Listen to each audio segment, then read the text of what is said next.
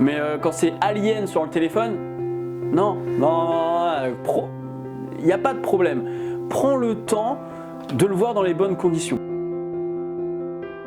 Même si le film en lui-même n'est pas politique, sa production peut l'être, tu vois. Quand t'écoutes Bruce Willis, notamment sur Die Hard en anglais, tu fais... Il n'y a pas ce petit truc que Patrick Poivet a insufflé, tu vois. Il y a le terme vampirisé. Marvel a marvelisé le cinéma.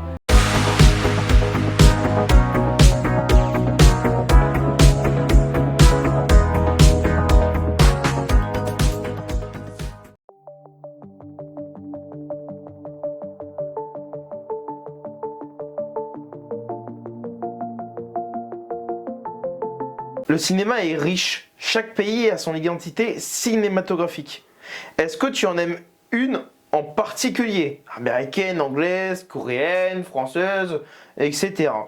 Explique-nous ton choix ou tes choix et quelles sont les qualités et défauts que tu trouves dans les autres cinémas.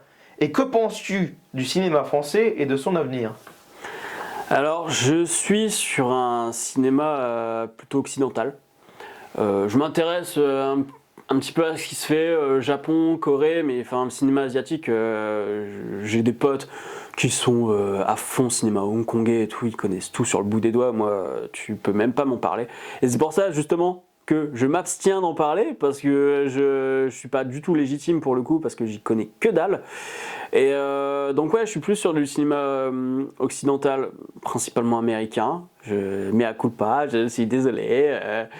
Américain, français, anglais, espagnol très léger, même si l'Espagne commence de plus en plus à s'exporter. Là, on a un regain de cinéma espagnol, je trouve. Mais par contre, je m'intéresse à tout.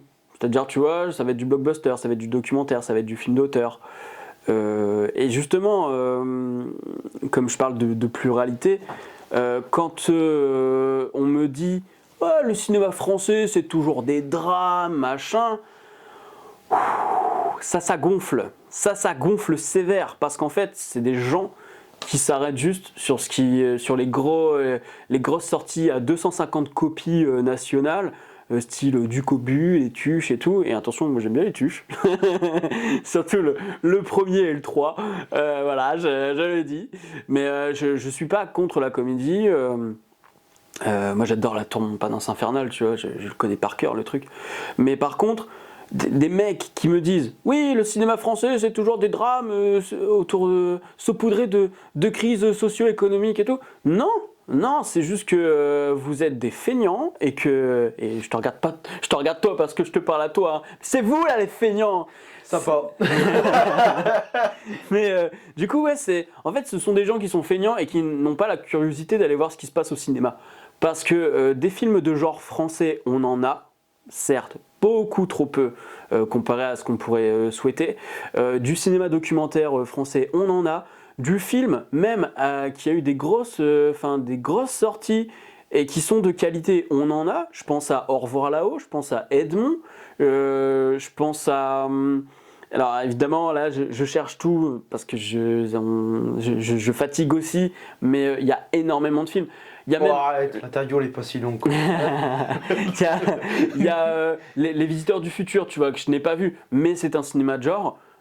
Pour le coup, on a Jonathan Barré, je crois que c'est son nom, j'espère que je me trompe pas, qui fait de la comédie, qui mélange aussi avec le fantastique. On a Dupieux qui fait des trucs complètement hallucinés. Enfin, tu vois, il y a une richesse dans le cinéma français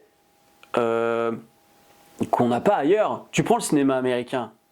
Oui, il y a du cinéma indépendant et tout, mais tout ce qu'on a, nous, qui débarque en France en salle, globalement, c'est que des films qui se copient les uns sur les autres. En termes de blockbuster, t'as Top Gun qui va sortir du lot parce que c'est fait à l'ancienne. Enfin, il y a du CGI, hein, je dis pas le contraire, mais c'est fait avec le cœur. C'est pas crypté, scripté avec il faut mettre ça, il faut mettre ci, il faut mettre ça, faut remplir des cases. C'est pas du tout ça. Et j'ai plus l'impression que c'est le cinéma américain pour le coup qui fait des choses uniformisées. Ou même moi je me lasse, hein, les Marvel, avant j'en ratais pas un seul. Non, j'en ai marre. Hein. Et même chez DC Comics, alors que je préfère DC au cinéma en tout cas, je me dis, bah c'est là, ça tourne en rond et j'en peux plus. Il y a de l'usure. Mais parfois, tu as les films qui sortent du lot, comme Batman ou Matt Reeves, là pour le coup, c'est un auteur qui a une vision, qui te fait un truc intéressant. Et donc le cinéma français, son évolution, je m'en fais pas pour le cinéma français parce que nous en plus on a l'exception culturelle. Donc les petits films continueront de vivre à partir du moment où on a une taxe sur le billet. Donc ceci n'est pas un impôt, c'est une taxe sur le billet. Je le dis aux gens parce qu'il y en a qui sont en train de dire « Oui, c'est encore un impôt », je suis désolé. Tu veux pas payer le CNC, il n'y a pas de problème, tu vas pas payer le cinéma. Voilà, c'est tout. On ne te l'impose pas. C'est pas un impôt sur ton revenu, c'est pas dans ta fiche d'impôt. Donc voilà, tu veux pas se financer le cinéma français, tu vas pas au cinéma. Pas de problème, tu fais ce que tu veux. Donc voilà, ça c'est encore des conneries, tu vois, qu'on entend par des youtubeurs qui vont te dire ouais, la chronologie des médias, l'exception culturelle, franchement, c'est vraiment, ça sert à rien et ça fait que nous prendre de l'argent. C'est faux. Voilà. Et encore une fois, c'est pris sur ton ticket. Donc, moi, je m'en fais pas. Là où je m'en fais un peu plus, c'est sur le futur des salles de cinéma. La UGC a commencé à faire les places réservées, ça m'inquiète. Quand j'entends Jérôme Sédou qui nous dit que l'avenir du cinéma, c'est il faut faire des salles plus belles, avec des sièges beaucoup mieux.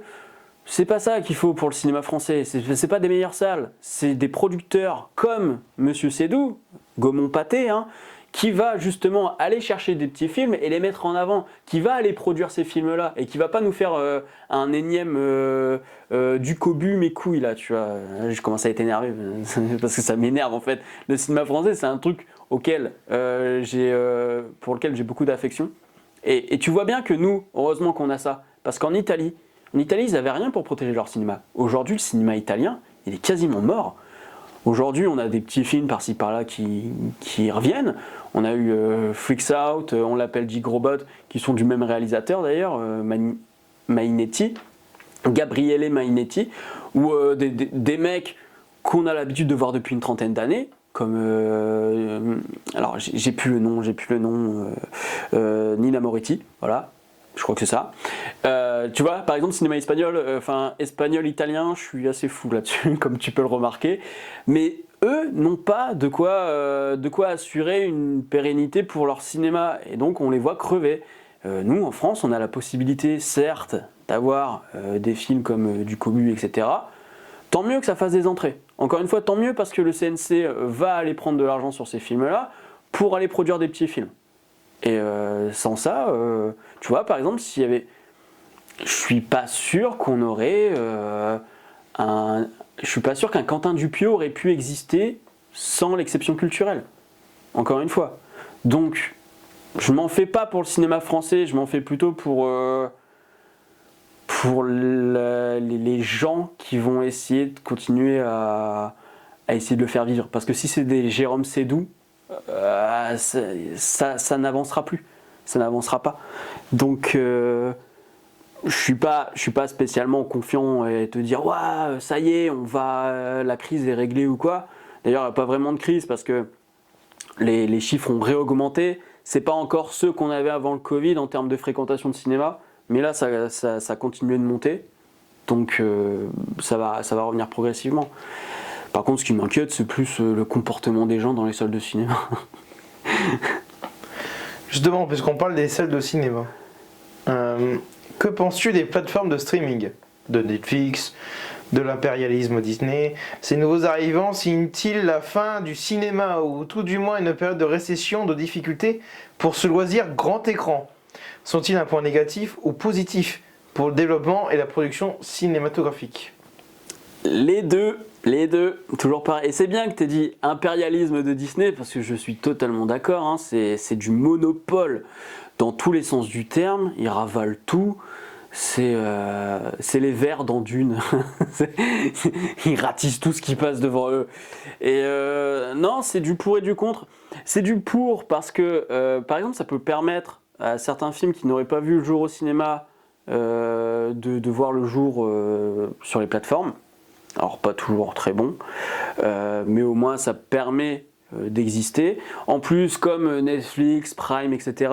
veulent essayer de devenir des plateformes vertueuses, donc avec un certain pourcentage de production européenne et française pour entrer dans la chronologie des médias et grappiller un petit peu de délai sur leur fenêtre de diffusion, ben ça crée de l'emploi en France, tu vois. Moi, les intermittents du spectacle, je suis pas sûr qu'ils soient contre Netflix et tout parce que ça leur donne du boulot. Donc, pour ça, oui, ça fait vivre l'économie. Par contre, des mecs qui sont tellement habitués, et là je parle plutôt de la nouvelle génération, hein. Ça fait vieux con quand je dis ça, mais cette nouvelle génération qui est tellement habituée aux écrans jusqu'à regarder des films sur leur téléphone. Alors ça, oh là, moi qui bosse dans un lycée, quand je les vois regarder, bon quand c'est Avengers sur leur téléphone, je m'en fous, mais quand c'est Alien sur le téléphone, non, il n'y a pas de problème. Prends le temps de le voir dans les bonnes conditions. Patiente un petit peu pour le voir dans les bonnes conditions, mais ne le regarde pas pour la première fois sur ton téléphone. Tu peux le revoir plus tard sur ton téléphone s'il faut, mais si c'est la première fois, choisis les bonnes conditions. Déjà une télé c'est bien. Mais il y a des films comme ça où, en fait, il faut... Je te parlais d'éducation à l'image, c'est aussi l'éducation à l'expérience. Le cinéma, certes, ça peut paraître cher. Et encore une fois, il y a des tarifs spéciaux, etc. Il faut se renseigner, mais normalement, tu peux... Moi, par exemple, je prends une méga carte à Boulogne, Mégarama, tu prends une méga carte 15 places, je sais plus, tu payes 90 ou 100 balles, un truc comme ça, et ça te fait ta place à 5-6 euros, tu vois, au lieu de la payer 10 balles. Donc, il y a toujours des moyens pour avoir un cinéma pas trop cher et abordable. Il faut juste se renseigner. Et en fait, l'expérience, elle est importante. Une expérience que tu as chez toi, à regarder ton téléphone, à avoir quelqu'un qui va sonner chez toi ou quoi que ce soit, ben c'est pas pareil que d'avoir la sono 7.1 maintenant pour certains, de voir peut-être en 3D. J'ai vu Titanic, j'ai découvert Titanic en 3D, j'ai pris une claque monumentale. Je l'avais pas vu depuis des années, je suis allé le voir au cinéma avec la 3D post-prod, qui n'avait pas été pensé en 3D à la base, le film. J'ai fait waouh, ça c'est une claque que tu n'auras pas chez toi. Et l'expérience, elle est aussi dans l'échange que tu peux potentiellement avoir avec les gens à la sortie de la salle. Donc, les plateformes de streaming, c'est pas un mal, faut juste se méfier de certains travers. Et là, pour le coup, je pense que Disney, c'est les pires, parce que eux, ils veulent un circuit fermé total. Rappelons-nous quand même de Mulan, qui était censé sortir au cinéma et qui, soi-disant à cause du Covid, est sorti directement sur la plateforme et qu'en plus de ça, ils ont fait payer les gens en plus de l'abonnement pour avoir accès à Mulan. Ça, faut pas l'oublier, c'est-à-dire que les cinémas ont fait la publicité de Mulan pendant des semaines et des semaines pour finalement ne pas l'avoir chez eux. Et ça nuit à l'économie du cinéma, parce qu'évidemment, les gens vont sortir pour Mulan. Finalement, il n'a pas trop bien marché, bien fait pour leur gueule. Mais donc, faut se méfier. Et Netflix, par contre, tu vois, pendant longtemps, j'ai craché sur eux, et de plus en plus, même s'ils produisent globalement des merdes, vraiment, c'est recyclé, c'est ressucé. Ils sont plus très inventifs, en tout cas sur les productions de séries ou de films. Par contre, très inventifs sur tout ce qui est séries documentaires, true crime, les crimes, l'attentat de Boston, ce genre de trucs. Ils sont très bons. Mais Netflix, par exemple, j'ai l'impression qu'ils écoutent un peu de plus en plus la France. Tu vois, des partenariats avec la Cinémathèque, avec MK2. Ça, il y a encore 4-5 ans, je pense pas que ça aurait pu être possible. Mais c'est pas ce qu'on met en avant sur la plateforme. Ça, par contre, faut aller chercher loin dans le moteur de recherche. Et même parfois, tu vas taper, je sais pas, Claude Chabrol, il va te mettre des films avec Depardieu qui sont même pas de Claude Chabrol, tu vois. Donc oui, du pour et du contre. Et je trouve que les plateformes sont encore assez jeunes pour ne pas savoir où ça va aller. Le problème des plateformes actuellement, c'est qu'il y en a trop. Quand Netflix a débarqué, les gens ont commencé à arrêter de télécharger. Et depuis que maintenant on a je ne sais combien de plateformes, les gens se remettent à télécharger. Parce qu'il y a trop de demandes. Et le problème, c'est que tu veux voir un film, il est exclusivement sur telle plateforme et il n'est pas sur l'autre. Et Disney, c'est ça. Disney, il ne va plus rien avoir ailleurs. Ils vont faire en circuit fermé. Paramount Plus, je pense que ça va être ça à l'avenir. Pour le moment, il y avait encore des choses qu'ils avaient mis ailleurs, notamment sur Salto qui a fermé. C'est une des rares plateformes françaises, il faut qu'elle ferme, enfin voilà. Et donc, ouais, se méfier surtout du monopole et des circuits fermés. Parce que tout ça, ça va mener au téléchargement illégal et on va revenir à la manière dont on fonctionnait il y a 10-15 ans, quoi. Et je t'ai entendu parler de documentaire. Est-ce que le documentaire c'est du cinéma? Parce qu'un documentaire, ça se regarde dans une salle de cinéma, par exemple. Mais totalement, totalement. Bien sûr que bien sûr que le documentaire a du message. Et je vais prendre des documentaires d'histoire pour le coup. Tu prends Nuit et brouillard. Nuit et brouillard de Chris Marker. C'est quand même un film sur la Shoah qui est filmé. En fait, c'est que des images actuelles avec quelques archives de temps en temps. Mais en fait, par exemple, il va te simuler l'entrée du train en gare avec un travelling avant vers l'entrée d'Auschwitz. Quand tu as le travelling sur les fours crématoires, ça te montre en fait le travail à la chaîne que ça représentait. Donc en fait, il y a quand même une volonté de mise en scène et de discours. Je pense aussi à, je crois que c'est Terre sans pain de Louise Buñuel, où en fait, ils ont une chèvre qui est tombée de la montagne. Sauf qu'au moment où elle est tombée, ils n'ont pas réussi à la filmer. Donc qu'est-ce qu'ils ont fait? Ils ont pris la chèvre morte, ils ont remonté et ils ont rebalancé la chèvre pour pouvoir avoir ce plan. Donc même dans le documentaire, tu as des choses qui sont refaites, mine de rien. Faut pas croire que tout est pris sur l'instant. Et donc oui, le documentaire a autant de langage cinématographique que la fiction, si ce n'est plus parfois. Parce qu'il y a des choses, moi je me rappelle de We Are Soldiers, un film sur le conflit russo-ukrainien. C'était au moment de la Crimée, je crois. Et en fait, on te montre dans un hôpital des Ukrainiens blessés, des blessés de guerre. Et il y en a un qui joue à Clash of Clans, je crois. Et il joue contre un Russe. Et en fait, il dit, quand tu les entends parler des Russes, et que tu le vois jouer à Clash of Clans, il y a cette notion juste de jeu, que la guerre c'est du jeu, vu que c'est Clash of Clans. Et d'un autre côté, quand il te parle des Russes, il a pas spécialement quelque chose à reprocher aux Russes. Il dit juste, c'est comme ça depuis des années, j'ai toujours connu ça. Et en fait, tu te rends compte que le problème, il vient pas des Russes et des Ukrainiens, mais plutôt des gouvernements qui arrêtent pas de leur monter la tête, tu vois. Parce que le gars peut jouer à Clash of Clans avec un Russe, et ça lui pose pas de problème. Et puis, il y a un échange, certes, qui reste guerrier, mais qui est ludique. Donc, la réalisatrice, quand elle a filmé ça, elle l'a pas filmé pour rien, tu vois. C'est évidemment que là, pour le coup, ça peut autant se voir au cinéma, même pour l'expérience, parce que évidemment les images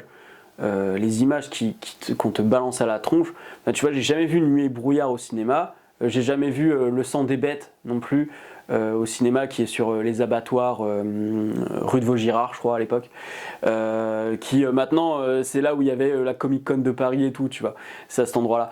Et en fait, c'est des films, je pense que si je les voyais sur grand écran, ta confrontation à l'horreur n'est pas la même, évidemment, tu vois. En plus, t'es pas dans les mêmes conditions, encore une fois. Donc oui, le documentaire, il est important à voir en cinéma. Et ne serait-ce que pour soutenir aussi les films documentaires. Parce qu'en France, du documentaire qui passe en salle, il y en a très peu. Et il y a même un cinéma à Paris qui s'appelle Saint-André-des-Arts, où parfois c'est la seule salle de cinéma qui diffuse un film documentaire qui vient de sortir. Donc voilà, le documentaire est aussi important que la fiction, si ce n'est plus parfois, et moi j'adore regarder les documentaires. Et à pas confondre avec les reportages. Parce que les reportages, ça se fait dans l'instant et c'est balancé dans la semaine qui suit, tu vois. Voire 1 mois, 2 mois grand max. Tu vois, tu prends complément d'enquête, c'est fait dans la semaine, quoi. Donc moi j'appelle ça du reportage, c'est pas du documentaire à proprement parler. Aujourd'hui, on a l'impression qu'on n'invente plus, on ne fait soit que des réadaptations, soit des remakes, soit des suites, soit on prend un film et on change juste les acteurs. Est-ce que cette impression se vérifie ou non? Et actuellement, ne vivrait-on pas dans un trop-plein de Marvel des super-héros? Alors, ouais, il y a énormément de films qui sont des remakes, des suites, des sequels, des préquels, des spin-offs. Et en fait, c'est dû au fait que c'est des franchises. En fait, à partir du moment où tu as une marque, Ghostbusters est une marque. Retour vers le futur est une marque. Sauf qu'ils attendent que Robert Zemeckis meure pour pouvoir en faire, parce que Robert Zemeckis a dit tant que je suis vivant, vous y toucherez pas. Et donc en fait, tout ça c'est des marques sur lesquelles les producteurs vont s'appuyer. C'est-à-dire que de toute façon, quoi qu'il arrive, ça fera vendre parce que c'est un univers que les gens connaissent. Donc ils vont pas réinventer des nouvelles icônes, même si elles ressemblent, tu vois, tu prends le Ghostbusters de 2016, ben ils vont pas te faire un film de chasseuse de fantômes qui n'aurait rien à voir, ils vont juste te faire l'univers Ghostbusters avec des femmes, et puis ben c'est tout. À partir du moment où tu as le logo Ghostbusters, ça va faire vendre. Bon, il n'a pas marché tant que ça, mais il a quand même été rentable, tu vois. Et après, oui, la marvelisation, c'est même plus que un problème de film de super-héros. C'est-à-dire que y a le terme vampirisé. Marvel a marvelisé le cinéma. C'est-à-dire que les blockbusters aujourd'hui, même si c'est pas des Marvel, bah, se calquent sur du Marvel. Même DC Comics commence à faire de plus en plus du Marvel. Et ça devient inquiétant parce que là, on a eu une uniformisation du blockbuster, ce qui fait qu'on a un ras-le-bol. Et ça va finir par se ressentir. Hein. Ant-Man n'a pas fonctionné. Black Panther, si, mais ça, c'est dû à autre chose. Mais les films de super-héros, même pas Shazam, Black Adam n'a pas tant fonctionné que ça. On a Shazam 2 là, qui se casse la gueule, mais d'une manière monumentale. Donc, les gens commencent à avoir un trop plein. Après, tout ce qui est remake, reboot, j'ai pas spécialement de problème. Je gueule souvent là-dessus parce qu'en effet, c'est un manque d'originalité. Mais c'est un manque d'originalité, pas parce que ce sont des remakes ou des reboots, mais parce qu'en fait, ils refont vraiment ce qui a déjà été fait. Dans le sens où il n'y a pas une nouvelle proposition. Tu prends The Thing de Carpenter en 1982. Le film, c'est un remake qui est lui-même une adaptation de bouquin d'ailleurs, mais c'est un remake de La Chose, un film de 1956, quelque chose dans le genre. Donc, on n'avait pas les mêmes techniques, on n'avait pas la même situation géopolitique, et en fait, là c'est intéressant, parce que Carpenter propose un nouveau film, propose toute autre chose. Si tu l'avais pas appelé The Thing, t'aurais même peut-être pas fait le rapprochement, enfin si quand même un petit peu, mais léger, t'aurais pas nécessairement vu le rapprochement avec le film des années 50, là où par contre, ce qu'ils appellent préquel de The Thing, qui est sorti en 2011, bah là pour le coup, lui, ils disent que c'est un préquel, ça se passe avant, mais quand tu regardes le film, c'est un remake. C'est un remake avec, à la place du practical effect, du CGI, donc des effets spéciaux. Donc, moi, j'ai aucun problème avec les remakes et les reboots à partir du moment où ça me propose quelque chose, que ça ne refait pas la même chose, ou alors que ça fait le remake juste pour franchiser dessus. Tu prends le Pirates des Caraïbes 5, ils t'ont refait, c'est une suite, mais t'as l'impression qu'ils te refont le premier film en moins bien, tu vois. C'est-à-dire que t'as des personnages qui sont quasiment les mêmes, les animaux fantastiques c'est pareil, tu vois. C'est un pseudo Harry Potter, un pseudo Ron, une pseudo Hermione Granger, et on y va. Donc moi ça m'intéresse pas ça. Par contre, des mecs qui utilisent, qui font un remake et qui proposent totalement quelque chose de nouveau, je suis pas contre. Tu vois, Indiana Jones 5, bah, je me dis c'est James Mangold derrière. Donc je pense qu'il va proposer une meilleure finalité au personnage que ce qu'on a pu avoir dans Indiana Jones 4. Parce que James Mangold est quand même expert dans le héros vieillissant, tu vois. Quand il fait Copland avec des flics ripoux, et que tu as un Stallone qui est un shérif à moitié sourd, qui a pris 20 kilos de gras, tu vois, donc il l'a complètement mis autrement, qui a fait aussi Logan, qui est la meilleure conclusion qu'on ait pu faire à Wolverine, je m'en fais pas, parce que c'est un gars qui sait faire ça. Donc, il faut surtout s'inquiéter de la manière dont les producteurs utilisent ça. Matrix 4, je ne l'ai pas vu, mais les Wachowski, je sais qu'elles ont une vision. Donc j'ai pas de problème quand elles me disent on va faire une suite, tu vois. Tout dépend de qui ça vient, de pourquoi ça a été fait et de ce que ça propose au final. Le Roi Lion, faire le même film d'animation mais avec des CGI, aucun intérêt. Il y a des débats qui semblent persister, comme le débat pain-chocolat-chocolatine. Il y a le débat entre ceux qui regardent un film en version française et en version originale. Quelle est ton opinion à ce sujet? Pour un critique, faut-il absolument regarder un film dans sa version originale? Non. Là, ça y est, je mets vénère tout le monde. Mais non, en fait, alors, si tu veux l'intégralité du jeu d'acteur du gars, oui, pourquoi pas. Si c'est un film comme Joyeux Noël et qu'à un moment tu as Danny Boone qui parle avec un Allemand et que les deux parlent français et qu'ils se comprennent pas, alors qu'en fait ils parlent tous les deux la même langue, là oui ça devient problématique. Parce que j'ai vu ça sur TF1, ils l'ont passé en VF et à un moment ils se prennent la tête pour le chat parce qu'il y en a un il dit qu'il s'appelle Nestor et l'autre Félix. En fait, t'as juste l'impression d'avoir deux débiles qui disent non, il s'appelle Nestor, non, il s'appelle Félix, non, il s'appelle Nestor. Je fais gros, enfin. Et en fait, tu te rends compte que c'est parce qu'ils se comprennent pas, parce qu'ils parlent pas la même langue normalement. Donc, tout dépend le contexte. Moi, il y a des films, quand c'est un film anglais, j'aime bien regarder parce qu'il y a l'accent british. Mais je pense même que c'est plus intéressant de le voir en VF quand tu fais de l'analyse, parce qu'en fait, enfin, si t'es pas bilingue. Parce que moi, en fait, je suis pas bilingue, donc je regarde beaucoup les sous-titres. Donc, pendant que je regarde les sous-titres, je regarde pas l'image. Donc ça, c'est problématique quand tu fais de l'analyse filmique.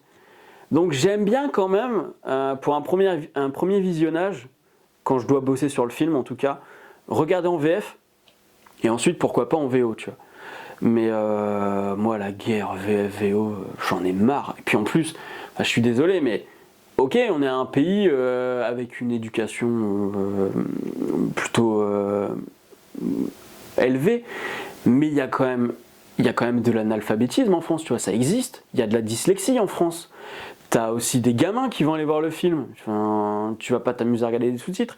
Donc à chaque fois, dire la VF ne devrait pas exister, ou alors j'ai aussi l'excuse de ça améliore ton anglais. Ouais, j'ai beau regarder en VO, je suis pas plus fort en anglais qu'avant, tu vois. Donc, non, puis en plus, ça donne du taf à des gens que j'aime bien. Il n'y a pas de souci là-dedans. Et même parfois, je trouve des VF supérieurs à la VO. Tu prends Patrick Poivet, qui était un monstre du doublage sur Bruce Willis. Quand t'écoutes Bruce Willis, notamment sur Die Hard en anglais, tu fais. Il n'y a pas ce petit truc pince sans rire, il n'y a pas ce cynisme que tu vas avoir ou cette ironie que Patrick Poivet a insufflé, tu vois. Et donc ouais, là-dessus, même Retour vers le futur, après c'est peut-être lié à de la nostalgie, mais je l'ai vu en VO une fois, j'ai dit plus jamais. Donc non, les débats VO-VF, globalement, c'est juste des gens hautains qui sont là pour dire ouais, la VO c'est mieux. Mais il n'y a pas de grand intérêt. Après, oui, il y a quand même pour des faits historiques ou même des faits narratifs, il faut. Parce que quand tu as du voyage, quand tu as quelqu'un qui va à Paris ou quoi, qui est américain, s'il parle à un Français en français, oui, il faut. S'il y a une barrière de la langue dans le scénario, c'est important quand même de regarder en VO. Là je dis pas le contraire. Mais en dehors de ça, je vois pas vraiment l'intérêt. Le cinéma est-il politique, selon toi? Toujours. Alors, toujours. C'est vrai que quand tu regardes le dernier Ant-Man ou quoi, tu vas pas te dire ah oui, là c'est politique, là ça dénonce la société de consommation. Non, il y a des films, ça reste quand même des produits sans intérêt. Mais le cinéma a toujours une place politique parce que même si le film en lui-même n'est pas politique, sa production peut l'être, tu vois. Par rapport à des mouvances de société ou quoi que ce soit. Tu vois, à l'après-MeToo, chez Marvel, on t'a mis des plans, notamment dans Avengers Endgame, il y a un plan où t'as toutes les gonzesses qui sont là, genre ouais, on est les super-héroïnes. Sauf que normalement, si tu prends ça dans le contexte, t'en as une à l'autre bout de la map, t'en as une qui est à l'autre bout là-bas, il n'y a aucun moyen qu'elles se réunissent comme ça. Et en plus, le plan, il est beaucoup plus grotesque que que symbolique. C'est-à-dire que c'est tellement forcé que ça en perd tout son sens. C'est-à-dire que tu m'aurais juste montré des meufs combattre les méchants et il n'y a pas de problème. Tu vois, moi, enfin... oui, ok, bah la meuf elle a des super pouvoirs, elle est plus balèze en plus que certains autres super-héros masculins, ça me pose pas de problème.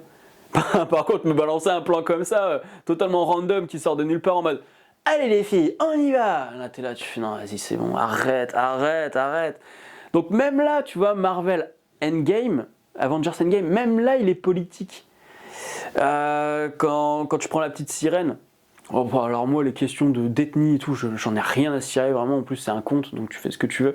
Mais qui choisissent une meuf métisse, c'est un choix politique. Et après, le cinéma, dans son discours, dans ce qu'il a raconté, de manière moins production, machin, éthique, dans ce qu'il va raconter dans son film, il est politique. Un film comme Rambo est politique. Qu'on le veuille ou non, qu'on soit d'accord ou non avec le discours, il est politique. Tu vois, Grand Torino est politique. J'ai beaucoup parlé de Clint Eastwood, alors que je ne suis pas spécialement un grand connaisseur de Clint Eastwood et que j'ai pas vu tous ses films. Oui, et puis enfin, dans la mise en scène, tu peux avoir des choses politiques. Et bah, tu vois, tu prends Leni Riefenstahl, qui a fait Les Dieux du Stade, qui a fait tous les films de propagande nazie, enfin pas tous, mais les plus connus en tout cas. Quand elle te filme un mec en contre-plongée, c'est pour montrer que le gars, il est hyper balèze, il est hyper puissant. Il y a bien un discours derrière, tu vois. Et ce discours de propagande, qui est utilisé à la base pour de la propagande politique, il est réutilisé dans le cinéma américain des années 80. Quand tu as un Stallone ou un Schwarzy qui est filmé en contre-plongée, hyper baraqué, les muscles rutilants et tout, c'est pour montrer sa puissance.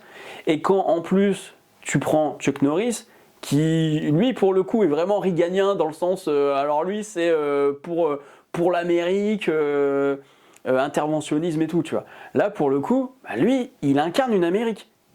Il incarne l'Amérique réganienne, de droite, républicain, impérialiste et tout ce que tu veux. Donc le cinéma, même si là c'est un cinéma de divertissement, ça reste politique. Et après bon, t'as du Godard qui lui, pour le coup, est totalement politique parce que c'est les années 60, parce que c'est mai 68, etc. Et ça se voit dans son cinéma qui parle à une jeunesse qui n'avait rien comme référence avant les années 60, parce qu'on considérait qu'il y avait les enfants et les adultes et qu'il n'y avait pas d'entre-deux. Il n'y avait pas de film pour adolescents avant les années fin 50, début 60. Et le teen movie est arrivé à ce moment-là, quoi. Donc même là, tu vois, la création du teen movie, là aussi c'est politique. Parce que la jeunesse avait besoin d'un cinéma qui lui parlait.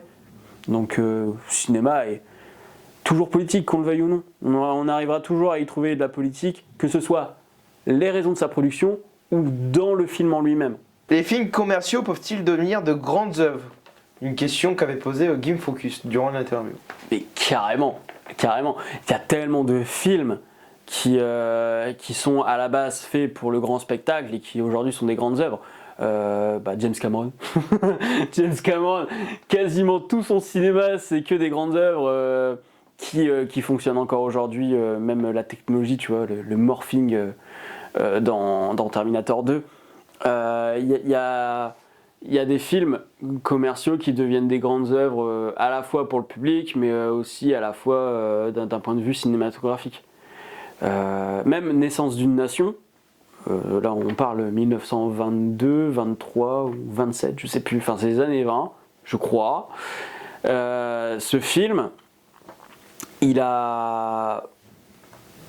est très raciste parce que ça fait propagande suprémaciste blanche, mais on en parle encore dans les études de cinéma, en classe de cinéma, parce qu'il a inventé une narration qui n'existait pas avant, tu vois. Et ce film, il avait bien rapporté à l'époque, parce que c'était du grand spectacle pour l'époque. Donc oui, des films commerciaux qui peuvent devenir des grandes œuvres, mine de rien, on en a quand même pas mal. Et même, tu prends Zack Snyder, et là je vais encore me faire des copains, mais même si c'est pas le plus le plus fin, tu vois. Lui, quand il veut te traduire une idée, il te la balance telle quelle, manière frontale. Il n'est pas réputé j'ai complètement perdu le mot que je cherchais, subtil. Voilà, il n'est pas fait pour être subtil, ce gars-là. Bah, même lui, il y a quelque chose de caravagiste, tu vois. Enfin, moi, quand je vois certains de ses plans, je dis tiens, on dirait un tableau de Caravage. Donc, oui, ça peut devenir des grandes œuvres. Après, est-ce que Zack Snyder s'inscrira dans l'histoire du cinéma? J'en sais rien. Mais pour le coup, on a déjà connu ça. Ridley Scott, James Cameron, Clint Eastwood aussi a fait. Enfin, tu vois, Sergio Leone, ça restait quand même du cinéma qui cartonnait, très grand public. Et aujourd'hui, on en parle encore parce que le mec a totalement redéfini la manière de filmer le western, au point carrément d'avoir donné le nom de western spaghetti parce que c'était des Italiens qui faisaient ce type de cinéma, tu vois.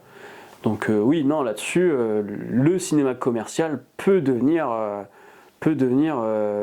des grands films de l'histoire du cinéma. Pour conclure cette interview, voici la dernière question. Quel conseil donnerais-tu à quelqu'un qui veut se lancer sur YouTube et notamment en tant que critique de film, comme toi? La première chose, on s'en fout de la caméra, le son. Le son, parce que si tu as un son dégueulasse, ton oreille s'habituera jamais. Si l'image est dégueulasse, tes yeux peuvent s'y faire, il n'y a pas de problème.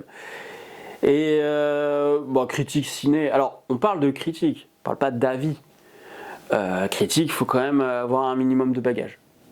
Alors je dis pas de faire des études ou quoi, hein, mais lire des bouquins, tu vois, même lire des initiations à l'analyse, tu vois, des bouquins, introduction à l'analyse, ce genre de choses, ça peut t'aider. Et puis après, si tu veux pas faire de la critique, mais que tu veux parler de cinéma, c'est possible. Moi, quand je fais ma vidéo sur le premier film Shazam en 1941, c'est un serial. Bon, bah, j'explique ce qu'est un serial, j'explique comment il a été produit et tout. Honnêtement, j'ai pas eu beaucoup d'analyses filmiques à faire dessus. J'étais même pas obligé d'en faire, mais j'en ai fait, juste pour le fun. Mais sinon, j'avais juste à aller faire des recherches. Donc, je pense que la priorité, c'est faire des recherches. Dans tous les cas, que ce soit de l'analyse, que ce soit des recherches sur l'histoire du cinéma ou quoi, c'est de la recherche et pas seulement se limiter à lire Wikipédia. Vraiment recouper les sources. Merci d'avoir répondu à nos questions. Merci à vous téléspectateurs d'avoir regardé notre interview jusqu'au bout. Encore merci à toi Morgane d'avoir accepté notre invitation. De rien. Et l'on se dit à tantôt dans de prochaines aventures sur la chaîne des mousquetaires du Boulonnais. Salut.